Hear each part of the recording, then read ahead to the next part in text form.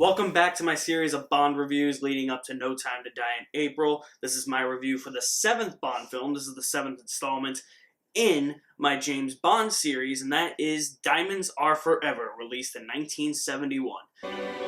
Diamonds are forever.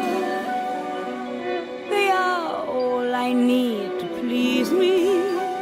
This one once again brings back Sean Connery because George Lazenby's agent told him that Bond was going to become archaic and irrelevant in the 1970s, which totally did not be the case, so they wooed Sean Connery back and used probably half their budget to get Sean Connery back, and it certainly feels like it. In Diamonds Are Forever, Bond must pose as a diamond smuggler to infiltrate a diamond smuggling ring orchestrated by Ernst Stavro Blofeld, his nemesis, who is still on the loose after he killed Bond's wife in the previous installment. Blofeld's big plan with this diamond smuggling operation is to use the diamonds to create a giant space-based laser gun that will destroy Washington, D.C., and Bond must come face-to-face with his arch-nemesis once again for the final time and stop Blofeld from destroying Washington, D.C.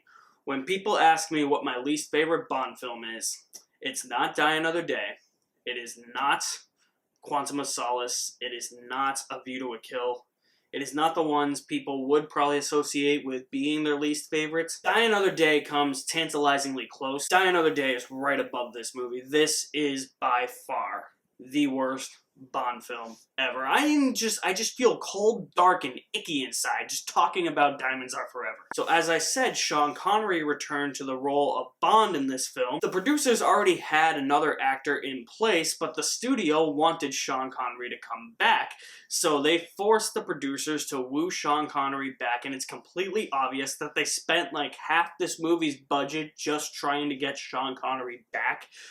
You would also think that this movie would be a direct sequel to On Her Majesty's Secret Service, maybe like a revenge flick in which Bond tries to get revenge on both Irma Bunt and Blofeld, since both Irma Bunt and Blofeld are still at large at the end of On Her Majesty's Secret Service and at the beginning of this movie, and Blofeld is no longer played by Telly Savalas, he is played by Charles Gray, who once played Dicko Henderson in You Only Live Twice, Bond's contact in Japan. This happens quite a bit in this series, where an actor has played a character and then they're brought back later in the series to play another character. It's weird. This happens about 3 times during the course of the series. Doesn't make sense. But back to that whole why wasn't this just a direct sequel to On Her Majesty's Secret Service point, I have no idea. That's what this movie should have been. It should have just been a direct revenge thriller.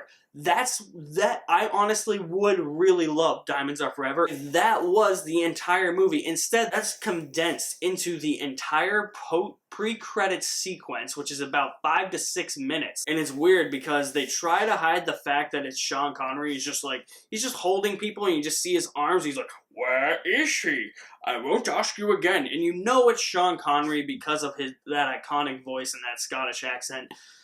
I gotta say though, if I were Sean Connery, I would have just passed on this movie. This is by far the worst Bond movie. Like, why do you want to come back this type of movie? I don't know what it is about Diamonds Are Forever that makes it the worst for me. It's just, out of every Bond movie up until this point, if you're watching them in order, this is the one where it's just like, what the hell are you doing? This is where they started to drop the ball and go into a lot of the campiness that the 70s and 80s, like the Roger Moore era of Bond, really encompassed, even though I really don't think Roger Moore has that much campiness. Maybe in a couple of them, but I really don't think it's all that much. I realized that on my last rewatch. I was like, it's not that much, is it? This movie has more camp than 2 Roger Moore movies combined. You have the weird dune buggy chase, which is completely out of place, and it's just there for Bond to escape in a car that isn't an Aston Martin or a BMW that isn't tricked out. Makes no sense. We have 2 henchmen here, Mr. Kidd and Mr. Wint.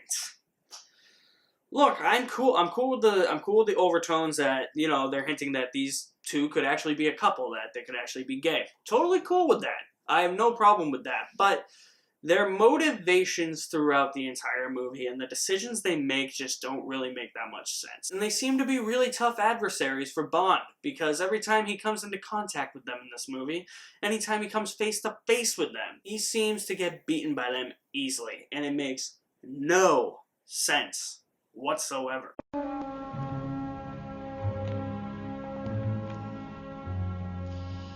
if at first you don't succeed, Mr. Keel. Try again, Mr. Winter.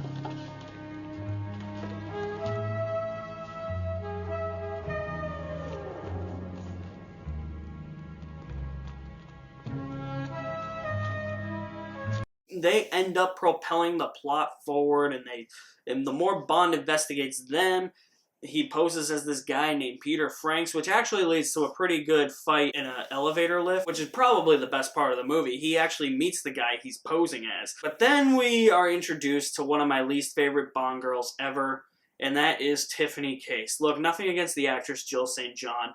I bet she's a very nice person in real life, but she is awful in this movie.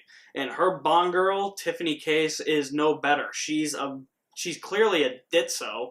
I mean, at the end of this movie, when they're fighting Blofeld on his oil rig thing in the middle of the ocean, I don't even know if it's an oil rig. It looks like an oil rig, so that's what I'm going to call it. When they're fighting Blofeld on his oil rig layer in the middle of the ocean at the end of the movie, and she has to take out the tape, you know where she hides it? She's wearing a bikini. She hides it in the back of her bikini, and the outline is clearly there as to where this tape is placed. Yeah, not so discreet, huh? Yeah, I mean, because they find it within 2 seconds because you weren't discreet at all. I do not understand her characterization in this movie. The moment Bond tells her that who he actually really is, she's just like, alright, cool, I've known you this whole time, it's cool. It's like, wait a minute, huh? Like, usually women, when they find out who Bond actually is, are just like, they try and be feisty, you know? Argue back with Bond. They're not the case here. Tiffany Case is one of the worst Bond girls ever. But back to those henchmen, Mr. Kidd and Mr. Winter. Two of the worst henchmen ever. There's this weird scene that takes place at a funeral home, and Bond almost gets incinerated. Bond almost gets incinerated in a funeral home. Okay, first of all, funeral homes, I don't think have that. I mean, I don't know the behind the scenes of a funeral home. I have been in funeral homes. Unfortunately, I have had family members that have died. I know people that have died, so I've gone to funeral homes for wakes and all that, but I'm pretty sure they don't have an incinerator thing like that. They probably do, and I'm just out of touch with reality.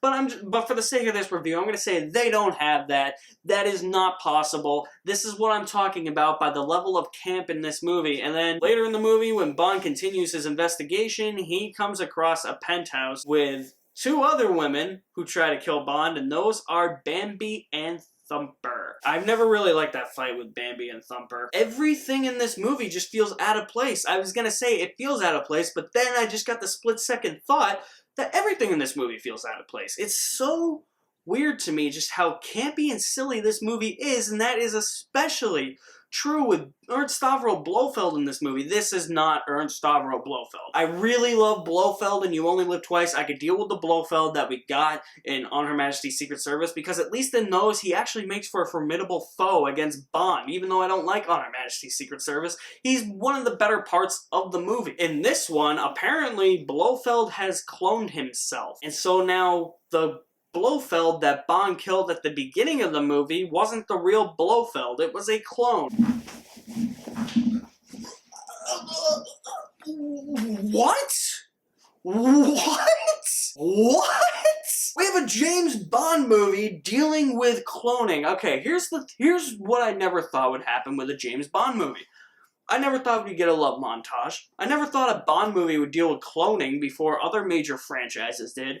And when I get to Moonraker, I'll talk about this, but I never thought Bond would go to space before Fast and Furious or Machete. Those are literally the three biggest things. Those are literally the three biggest issues I have with the Bond series. I cannot believe some of the stuff, some of the choices that they decided to make. I cannot understand why the producers just thought bringing Sean Connery back for such a campy, silly, ridiculous movie was necessary. They should have just let it ride out with the other guy. I get it, it wasn't their decision, it was a studio decision. They were strong-armed into forcing Sean Connery back to the role, but they should have just laid down their guns and were like, you know what, no. We know this isn't going to be that good. You know how crazy the gadgets get in this movie? When Bond calls Blofeld on a sound simulator device to sound like as Willard White's personal assistant, Saxby, and they do the whole dubbing voice over again. Okay, there's gadgets that do that. How? I do not know. Again, where is Irma Bunt in this movie? She should be in this movie. Again, this should just be a straightforward revenge tale.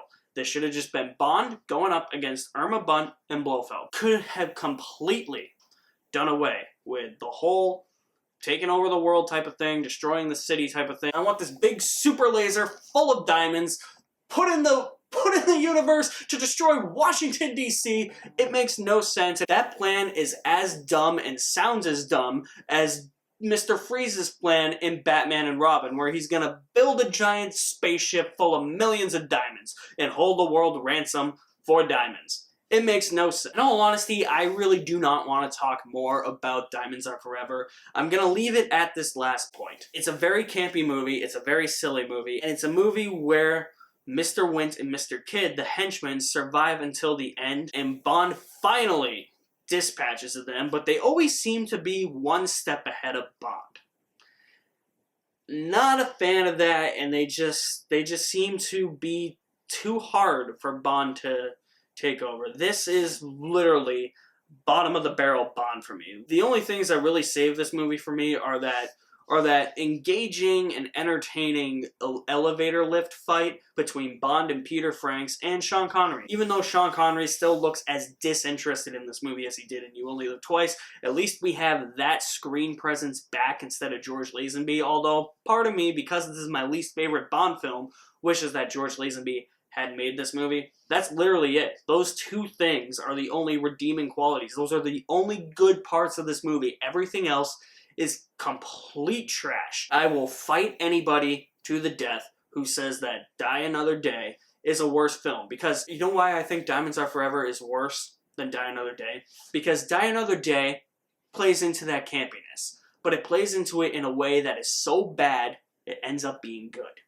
This movie is just so bad, it's bad. You can't laugh at it. I can at least laugh at a lot of Die Another Day, which is why I'm going to give Diamonds Are Forever a D-. Oh, these last couple were rough. Damn, I might have some help on my next review for Live and Let Die. I'm planning on bringing my cousin onto that review. He might also join me for The Man with the Golden Gun and The Spy Who Loved Me. Definitely Live and Let Die and The Man with the Golden Gun. He and I kind of don't see eye to eye on Live and Let Die. So I'm actually really excited to do Live and Let Die. That way we can have two different opinions talking about that movie. And I gotta say, after that, the rough patch for the Bond films for me will be over for a couple films. So, thank you for sticking with me throughout this Bond series. Have you guys seen Diamonds Are Forever? Where does it rank in terms of the Bond films? For me, this is bottom of the barrel. I want some feedback. Drop me a comment in the comment section below. Stay tuned for more reviews and James Bond reviews coming very soon. You guys are the best. Thank you for watching. I will leave my link to my website in the description below. All my links to my social media accounts are there. My name is Alex Madden, and I'll see you at the movies somewhere.